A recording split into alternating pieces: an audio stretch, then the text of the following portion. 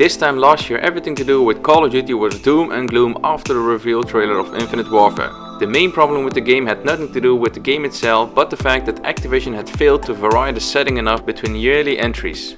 So while fans were hoping for a respite from a new future setting, they got a far future one instead.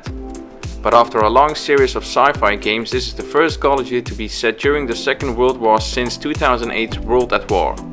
That seems like a long time ago, but it doesn't stop the fact that the European theater has featured so often in video games that we, and probably most other gamers, have taken part in a D-Day landing almost more times than we have saved New York City. And that's a problem the game never successfully deals with, either in the single player or multiplayer modes.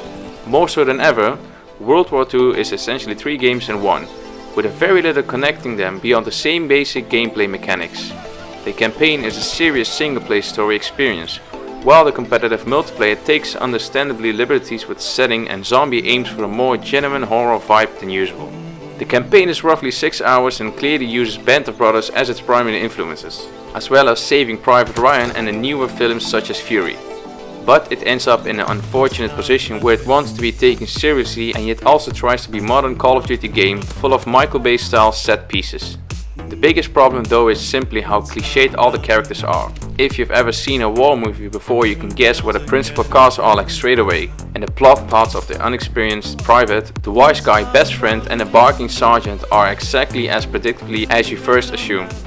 If the campaign is a sometimes awkward mixture of the familiar and the new, there are at least some things it's trying to do differently.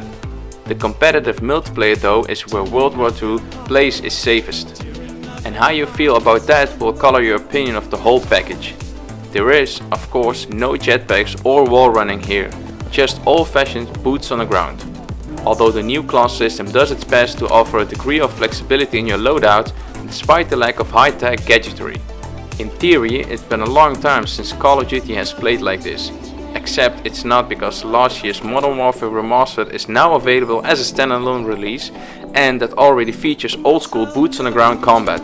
Not quite as old school as World War II perhaps, but that hardly seems a negative given how basic the Second World War action can sometimes seem.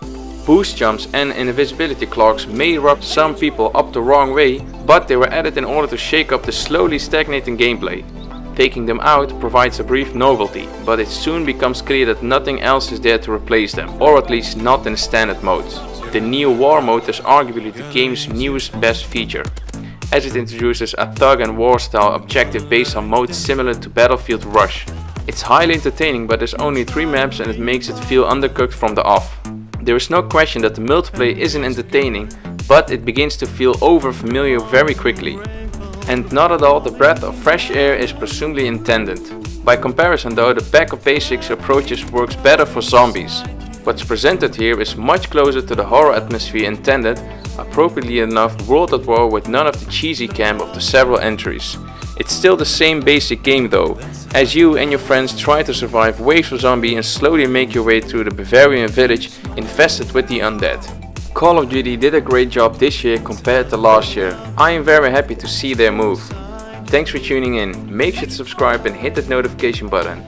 A like is always appreciated. Until next time, my name is Snaptic and I'll catch you guys in the next video.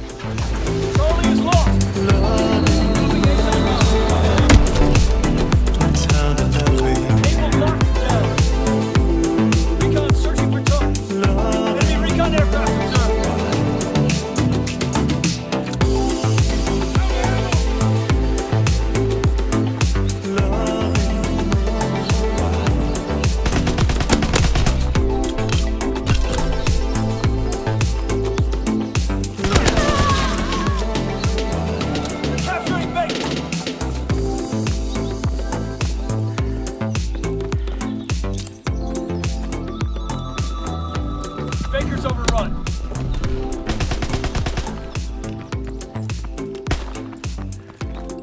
Capturing Baker. Enemy bomb incoming. Get to cover.